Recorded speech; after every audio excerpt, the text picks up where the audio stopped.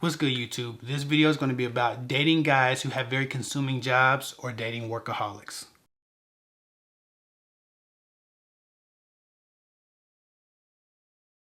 Before I start, I just want to let you all know that I'm doing a giveaway. For every 10 signups I get into the Why Sisterhood, I'm giving away one free hour-long consultation. Current members are already enrolled, of course, and if you don't win a consultation but you need one, you can schedule that at girltalkwithguys.com. Now on to this topic. Someone asked, I'd like to know your thoughts about being in a serious relationship with someone whose work is extremely consuming. Thanks in advance. Well, I suppose I can tell you. The most important thing when dating somebody who has a very consuming job or someone who works a lot by choice or force is that they make you a priority. And again, workaholics generally prioritize their job. So if you were talking about a workaholic, they're different than someone who just has a consuming job but an otherwise balanced approach to life. Someone who prioritizes life and not just their jobs, and their jobs haven't become their life. I'm a very busy person. I have a real job, and then I have all of this stuff that I do on the side that I would prefer to be my real job, and I'm working toward that. But because of that, I have basically 2 full-time jobs. But I still know how to prioritize and manage my family relations. Now, again, sometimes, I might hear, hey, I haven't talked to you today, or, I didn't get to talk to you much this week, right? There are times where I'm more busy than other times, but it's never outside of my mental priority. Who is important and what is important. And I never forget that. I always try to give my sons FaceTime, and I always try to give my wife, a moment, even if that's just a moment. And again, there are some times where it's just time to grind. It's time to get the money. It's time to get the prosperity. It's time to stack on your goals. It's time to do those things. Like, there are times where you have to just sacrifice, but there are other times where you can fit so much more love and so much more life into your schedule than work. Right? And so you have to take advantage of all of those times. And I always try to make sure that we compensate for the days that I do spend busy. I do spend kind of away, even if it's just mentally in the same room. There are times where I'm working on my phone or I'm working on a computer, and I'm in the room, but I'm not really of the room. Right? And so I have a very consuming job, and I can tell you from experience, my family is always my priority.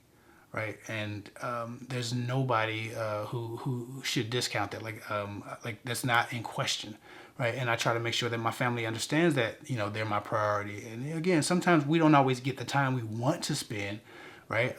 And mostly because of my actual job, right? I gotta be gone. I gotta be out of the house for 40 hours a week. But then I have a lot of stuff that I do at home to provide for the family. But they're always a priority. I don't think that anybody feels neglected in my house, right? And I think my wife is very vocal. She would just let me know, hey, and she has before. But again, my obsession is building, for my family. And so I don't forget that the family is the number one goal, right? So I say all that to say if you're dating somebody who's consumed by their job, as long as they can prioritize life over work, you're going to be in a healthy situation. People who prioritize work over life can really lead themselves down very toxic roads in their relationships. Neglect is something that generally causes a lot of resentment. People who work too much and people who refuse to give time to the people who love them and the people who support them and the people who back them generally start to lose people. People start to fall around you, and the relationships start to fall around you. I've noticed if I work too much that at the end of a long week, if my son didn't see me or get FaceTime with me or get a lot of affection from me or Monday or Tuesday or Wednesday or a couple of days in a row, that 4th day, he may or may not attempt to give me love when I come into the door, right? And that obviously doesn't happen much because that's the thing I look forward to the most is seeing my family and seeing my son run up to me, daddy, daddy, daddy. Like, I love that. So I try to protect those experiences by making sure that when he looks to me, at some point he gets me, right? And he knows how to get my attention. If you have trouble getting your man's attention, that's problematic because in a new relationship, a guy is doing everything in the world to try to impress you, to try to show you how much he'll prioritize you, to try to show you how much he cares. If in the beginning of a relationship, you can't get a guy to pay attention to you, you can't get a guy to stop his work for 5 minutes, you can't get a guy to give you a 30-minute or an hour's date or meetup, you're not going to have a great relationship. You're going to have a relationship that is always dependent on whether or not he has work, or whether or not he needs to be ready for work, or whether or not he's on call, or whether or not he's doing something related to his goals. I think that if you're not a part of a man's purpose and priority, the work he has will ultimately outshine the relationship. Also, in dating a man who has a very consuming job, it's very important that you date the right personality type. A lot of guys are busy, but it's probably important for you, if you're dating a guy who, again, has a very consuming job, that he's naturally more affectionate and more nurturing than a lot of other guys. It doesn't make any sense at all to try to date a quiet, non-communicative, tough guy who avoids emotions and avoids vulnerability, and also then be physically neglected by him because of his demanding job. It's much easier if you have a man who's a little bit more romantic, a little bit more connected, a little more vulnerable, a little more emotionally mature, who has a demanding job, because when he's around you, his presence makes up for that absence because the connection is deeper. But when you can't feel connected to a guy emotionally, and you can't feel like you're really getting through to him, and you're behind a lot of walls, and he's also absent a lot, it can make you feel very alone. Those are very lonely relationships. It's a lot of really lonely, unhappy housewives that have these guys who appear to be alpha males, appear to be real macho, and it's the fetish of a lot of women to have that, and that makes a lot of sense. But these guys, if they're bad communicators, or if they're infrequent communicators, can make women feel completely alone if they're always at work, and then when they come home, they don't want to talk about things, they don't want to cuddle, they're not affectionate. All they want to do is have sex and go to sleep, or sit in quiet, sit in silence. A lot of guys are like that. But again, if a guy's very busy, if a guy has a consuming job, it's best for you to pick a guy who's naturally more affectionate, naturally more connected, naturally more emotionally mature. Because a macho man who's gone physically a lot, who also appears to be gone emotionally a lot, and gone energetically a lot, is going to make you just feel a little bit of resentment to him in time. You'll be excited in the beginning of the relationship, but that shit gets old. Feeling lonely in a house with people in it gets very old.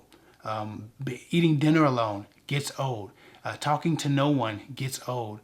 So just make sure that you pick the right personality type. If you're looking for successful men or very busy men, if you like that type of man who produces a lot, pick the right personality type so that your needs are met even though he's busy. So that's your selection. Don't go out there and pick no guy who doesn't want to talk about his feelings, because if all you have is an hour with him or 2 or 3 hours a week with him because he's otherwise asleep or at work, and he comes home and he doesn't want to talk about anything, that's a loveless marriage. That's what that turns into. That turns into a very loveless, a very lifeless marriage. And it turns into divorce court, to be quite honest. So just make sure you're selecting the right personalities if you're selecting busy people. Quite honestly, no matter what the issue is in a relationship, you have to pick a struggle, okay? A guy can't be shut off and busy.